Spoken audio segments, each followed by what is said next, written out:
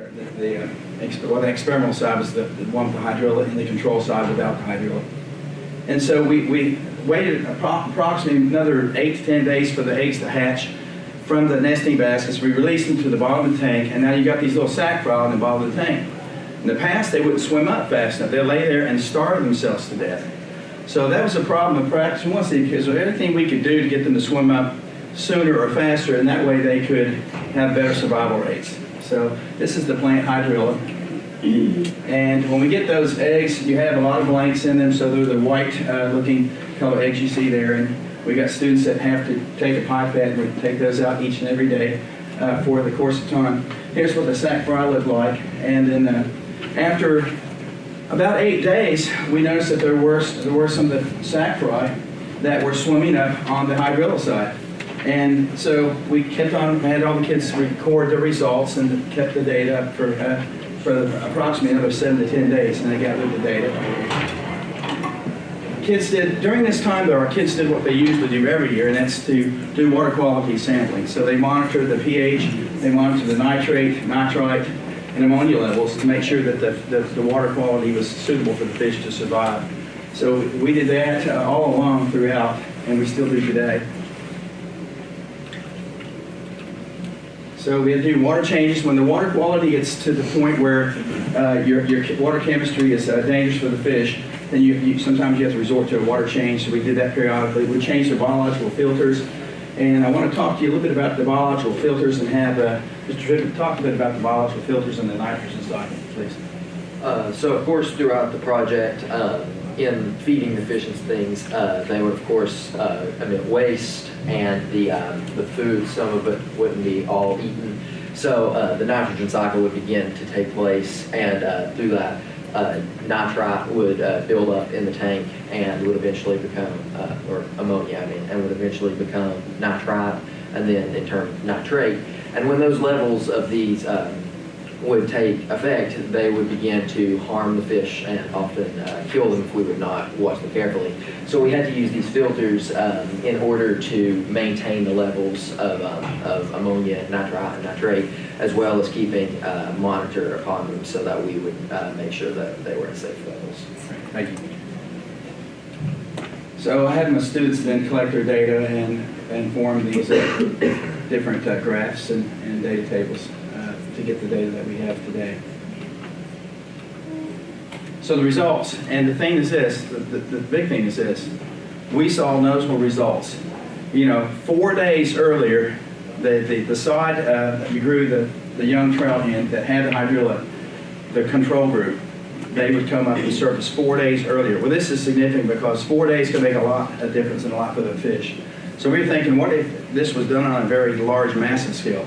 We know the state of Kentucky grows millions of trout to release in our Kentucky waters every year, millions. So if you could save just 10%, if you could have a 10% better survival rate of these young fish, then look at how much money that might save in the future. So of course more tests would be needed to in different conditions to see if we can find other plants maybe that can do the same thing. And I thought it was neat because hydrilla, it's got this bad name for being an invasive plant.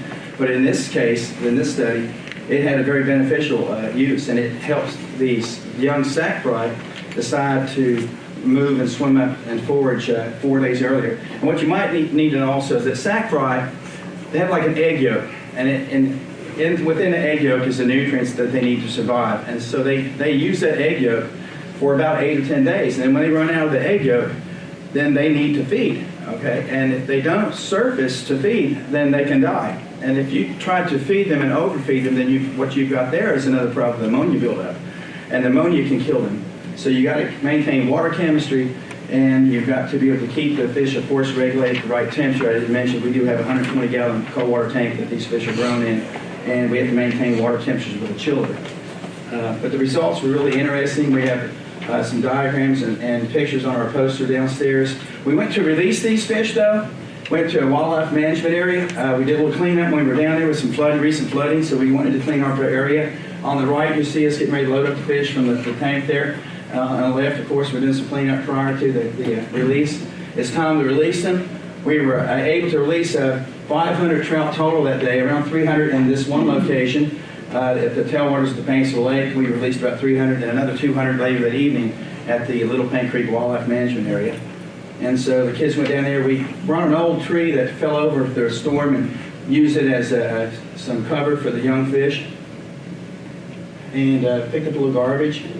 We were really fortunate that the Lex and the Herald covered the story, and they put that in the newspaper. It was Thursday the 9th, Thursday that came out last week.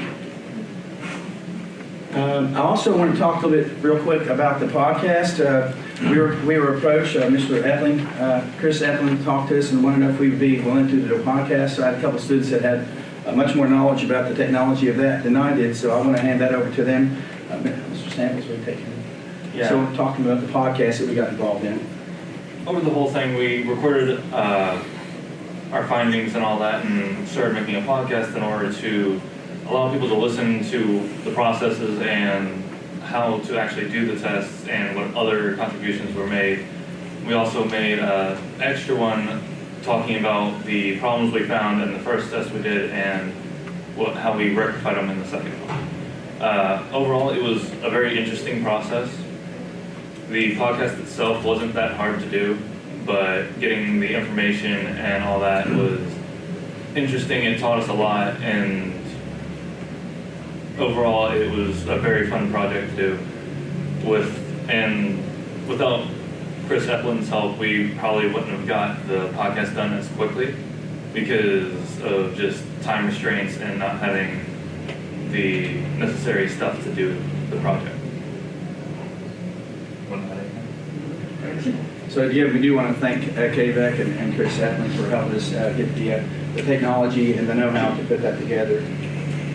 Here we are, though. Here's Chris coming to the classroom. He did make a couple trips down to Paintsville from Hazard, I believe.